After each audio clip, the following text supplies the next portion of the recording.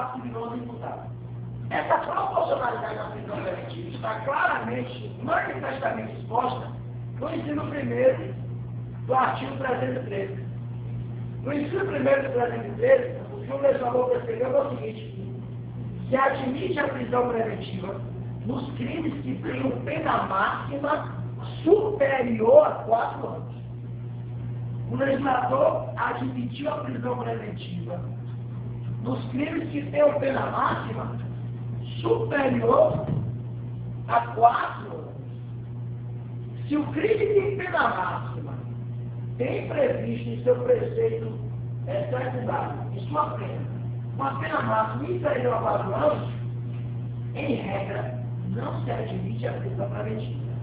Por exemplo, furto simples, artigo 155 do Código Penal, pena de 1 a 4 anos. Vai se admitir a prisão preventiva? Em regra, não. Por que isso? Adequação, proporcionalidade, razoabilidade no tocante à prisão preventiva. Pessoal, prisão preventiva é um remédio para o processo. E o remédio não pode ser mais grave do que a doença.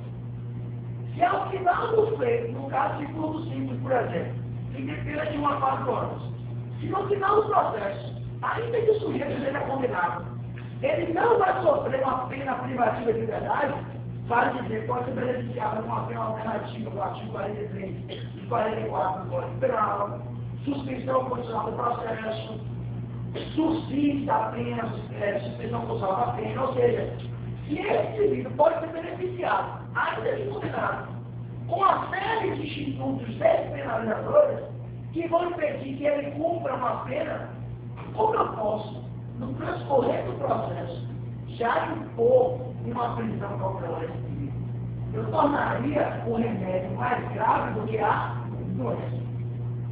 E isso não pode ocorrer no tocante às prisões cautelares. Por isso que, em regra, não se admite a prisão preventiva em relação aos crimes que tenham pena máxima não superior a 4 anos. Ok? Entretanto, se o sujeito for reincidente em crime doloso, se ele for reincidente em crime doloso, também vai se admitir a prisão preventiva. Aqui a hipótese é diferente. Por exemplo, o sujeito praticou vários furtos. Praticou 5 furtos simples, já tem condenação em 2 furtos simples. Nesse caso, a prisão preventiva estaria autorizada. Então, se ele é reincidente em crime doloso, se admite a prisão preventiva. Okay? Aí, nesse caso, vai se admitir a prisão preventiva. E o melhor entendimento que se firma aí é que vai se admitir a prisão preventiva independentemente da pena prevista para aquele crime doloso. Ok? Então, ainda que ficar com um furto simples, se o indivíduo é reincidente em vários furtos, o menino é traquino, nesse caso, aí vai ser possível a decretação da prisão preventiva. Ok?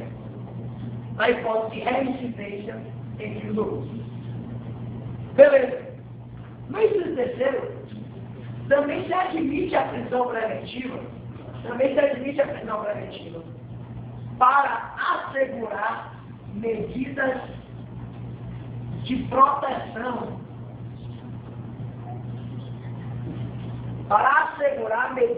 protetivas à mulher, nos casos de violência doméstica, ao idoso, à criança e adolescente, ao enfermo, ao deficiente físico, vale dizer, para cautelar, para assegurar as medidas de proteção.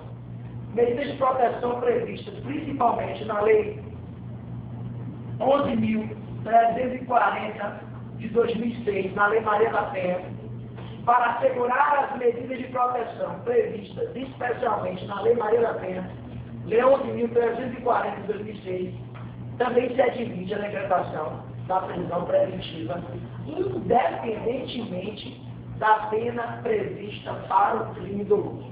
Ok? Então, para assegurar as medidas protetivas de urgência previstas na Lei Maria da Penha, também vai se admitir a decretação da prisão preventiva. Ok? 11.340 de 2006. Ok? Por exemplo, da coronel, está respondendo o processo de liberdade uma lesão corporal. Lesão corporal, se for lesão corporal leve, tem pena máxima inferior a 4 anos. Respondendo o processo de liberdade, o juiz de exame decretou uma medida protetiva de urgência para impedir que ele se aproximasse de Luana Giovanni. Não é uma tarefa fácil, na verdade, mas ele não conseguiu ficar bastante. Pegou a fita médica, não tratar uma palhaçada, espalhar, palhaçada. Então ele disse, eu determinei uma medida de proteção à vítima. Você descumpriu essa medida protetiva. Agora a prisão preventiva se faz necessária. Então, ainda que o crime não tenha pena máxima superior a 4 anos, se houver um descumprimento dessa medida de proteção, a prisão preventiva também vai poder ser decretada.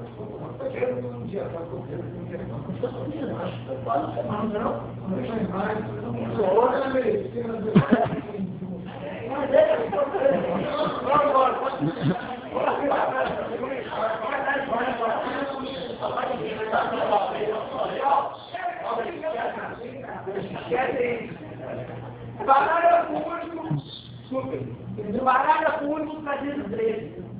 Também se admite a decretação da prisão preventiva. Também se admite a decretação da prisão preventiva. Também se admite a decretação da prisão preventiva.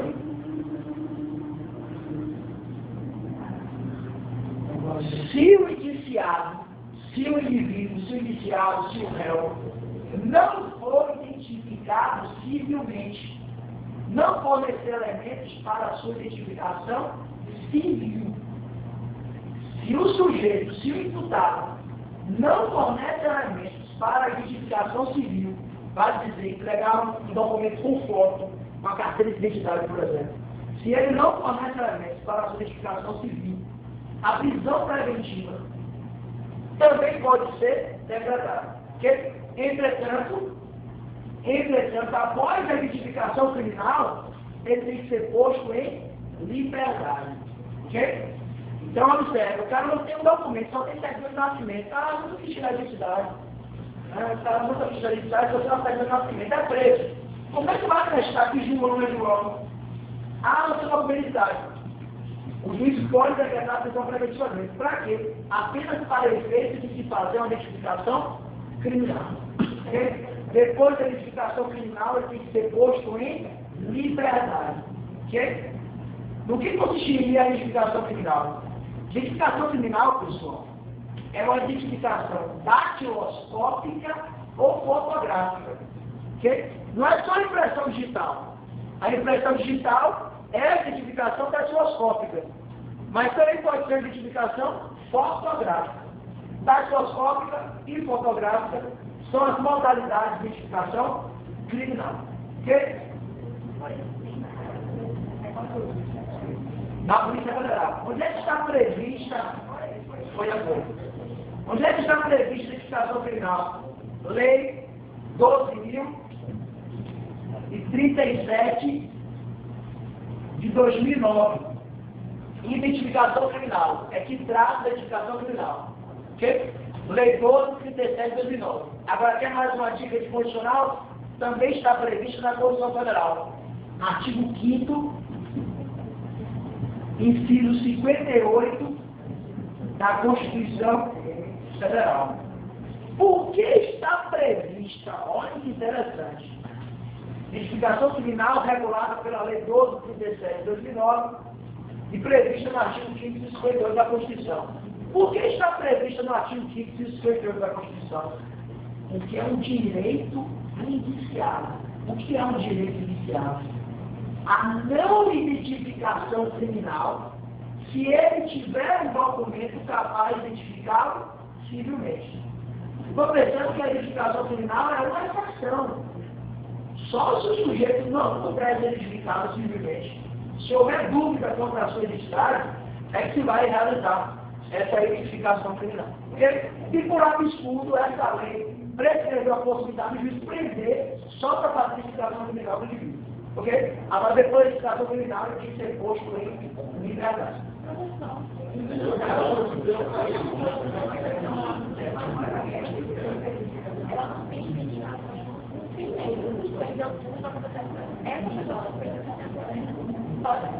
Pode. Está fazendo licitação criminal. Depois das sessões. A gente vai ver que inclusive, um dos requisitos da prisão tem que ser horário. Entendeu? É um dos requisitos da horário. Pessoal, vocês estão conversando demais hoje. Meu Deus do céu, agora está se aproximando. Vamos adiantar. Vocês vão querer ter um termino que não decoraram hoje? Ou então a prisão preventiva como medida de proteção, ela pode ser pedida no inquérito policial? Pode. Prisão preventiva aqui, ó. Pode ser levada no inquérito. Entendeu? Agora vai poder ser levada de ofício no inquérito. Mas não pode ser. Oi? Nesse caso mesmo que eu estou falando da identificação, como é que se o Ministério Público pedir, dizer que não tem identificação criminal do indivíduo, não decreta. Se o Ministério Público não pedir, não decreta. Oi? Aí o cara tem um setor. Se tiver preso em flagrante, não vai poder converter. Se tiver solto, já fica solto. Entendeu? Tem que ser liberado. De ofício do inquérito não pode decretar. Ok? Tranquilo? Agora, o parágrafo único de discões. Os pressupostos da prisão preventiva. Nesse caso, seria o preso apresentar uma identidade falsificada no caso do crime. São as hipóteses do 1237. Se houver uma questão de dúvida, a falsidade do documento, por exemplo, é uma questão que vai surgir uma dúvida quanto à identidade do sujeito. Percebam que, na Constituição Federal, nós temos a finalidade de evitar erros judiciários. Então, o Estado tem que saber quem é a pessoa certa e determinada que é destinatária da execução penal, para evitar que o sujeito seja responsabilizado de forma equivocada. Por exemplo, tem alguns clientes que chegam na hora do nosso flagrante e tem um desgraçado uma vez que deu o nome do tio. Mas o tio, meu tio foi denunciado. Chegou a ser denunciado, não é tio não. Tem um outro que está preso agora, que decretaram o telefone do telefone, decretaram a prisão dele com um irmão. Não, irmão vivo, era um irmão. Porque ele sabe que está com irmão. Aí, irmão, chegar lá era ele, só que era ele, não aprenderam ele com um outro irmão.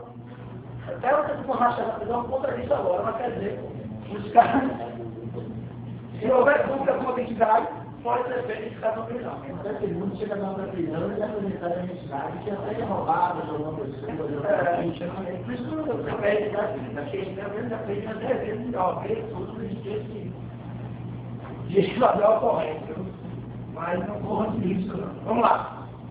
Requisitos da prisão preventiva. Requisitos da prisão preventiva. Agora é o artigo 312 do Código de Processo Penal. Ok? Primeiro nós pressupostos, não é isso?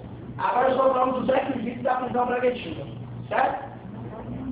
Requisitos da prisão preventiva, artigo 312. Primeiro requisito da prisão preventiva é o fumus. Fumus o quê?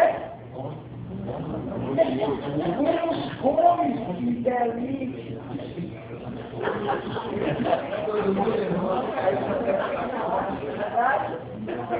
O cara da espadinha da mulher, você dizia, não, ela tem que fumar lá dentro.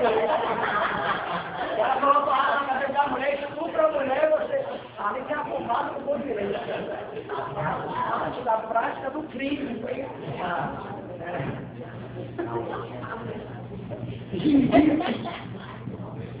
Suficiente de autoria e materialidade. Ok? Ou prova da existência do crime. Primeiro, para se decretar, pessoal, a prisão preventiva deve existir justa causa. E o que é justa causa? Justa causa é a fumaça da prática do crime, indício suficiente de autoria e materialidade ou prova da existência do crime. Ok? Então, essa é a justa causa para a prisão preventiva. Justa causa para a prisão preventiva foi indício suficiente de autoria e materialidade ou prova da existência do crime. Ok? Além disso, deve existir também um perigo. O quê? Vou tentar. Libertário. É um perigo na liberdade, não é perigo embora. É perigo libertário. Ok? Tem que existir um perigo libertário. Um perigo na liberdade do indivíduo. A liberdade do indivíduo tem que pôr em risco a relação processual. Ok? Então, para que se decrete a prisão preventiva, deve existir um risco naquela liberdade. Vai dizer, a prisão preventiva tem que ser necessária. Só se decreta a prisão preventiva se houver necessidade. Necessidade